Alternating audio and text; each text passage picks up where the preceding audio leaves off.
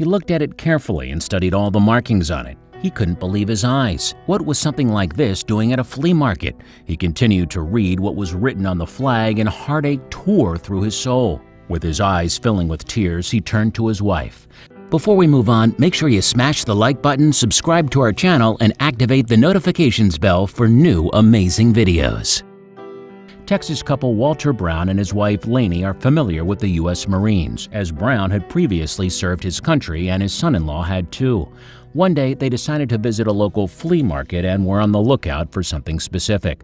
But what they had never expected to find was something as monumental as this. The owner of the flea market, Fred Lanie, buys his wares from storage crates and then sells their contents. One day, as he was unpacking the boxes he had just acquired, he noticed something unusual. He carefully placed it on a table, intending to inspect it further later. Little did he know that he was setting the stage for an incredible story. "I didn't know what it was when I was processing the boxes," Lanie explained later. "I really wanted to see what it was."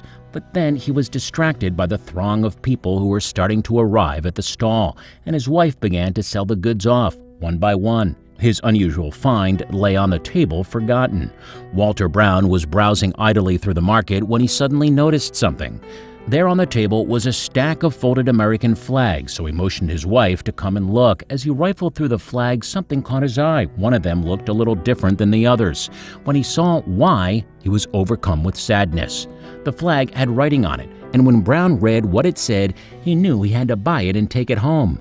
Lanie agreed as soon as she read the messages that were scrawled on it too. The price tag of the flag said it could be theirs for $15, but when the seller saw that it had been defaced with ink, he lowered the price to just $5. The Browns took their find home and unfurled it on the table to read what was written on it.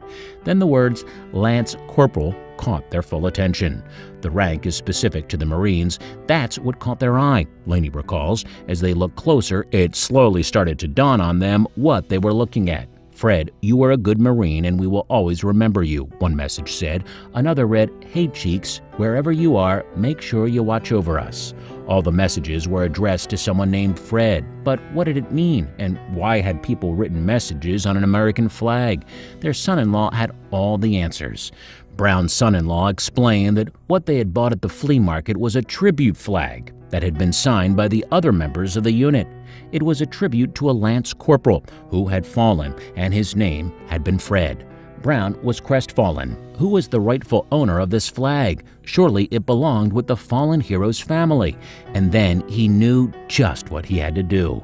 Walter and Lanie started to make plans to get the flag back to the soldier's family. It was an enormous endeavor. How would they find the rightful owners? They then decided to enlist their tech-savvy daughter's help. Katie began to search on social media for their soldier's family, but it was like looking for a needle in a haystack. His dream was to be a Marine, and I had to let him do that. I'm proud of him, that he died doing so what he loved, Maciel said. It was in 2013 when tragedy struck for Fred when he was stationed in Iraq. He was only 20 years old. Maciel was awakened by her mother after she had seen the terrible news on television. Her mother had seen on the news that a helicopter that had been carrying servicemen had crashed outside of Baghdad in an enormous sandstorm. Then Maciel heard a knock at the door, and she was told the devastating news. "For 8 years, I was a basket case," Maciel said. "I didn't know how to go on without my son." Maciel was sent her son's personal belongings, and there was one crucial item that had been missing, the tribute flag.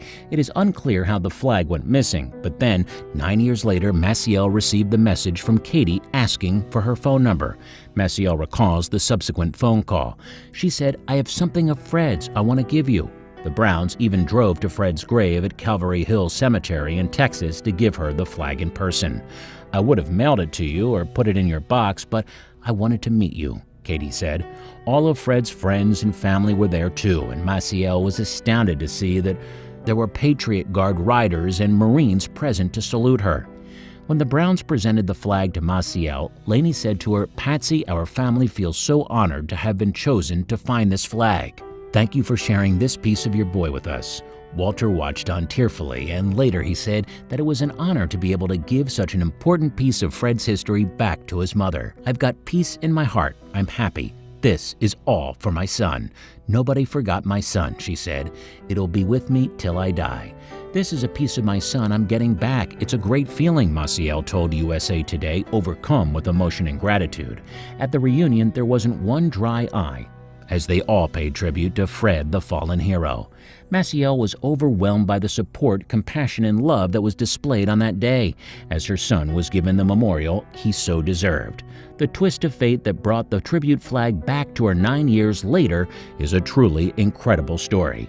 Fred's cousin, Lee Nelson, expressed his gratitude to have the flag back too. "It was amazing to come to my family like this. It's funny how things work out," he said. All because Walter and his wife had been browsing a flea market and happened to come across the flag. Walter intuitively knew that it was something special the moment he saw it. Because of the Browns' determination, they had managed to restore something to Fred's mother that she thought was lost forever, and in doing so, they had also united two families. Patsy and Lanie had remained good friends. "I was real blessed that both of my boys came home in one piece, and I have a huge responsibility to her," Lanie explained. "It just goes to show you there are good people in the world and that sometimes the stars align to bring them together."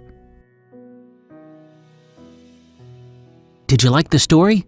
Check out our channel for more.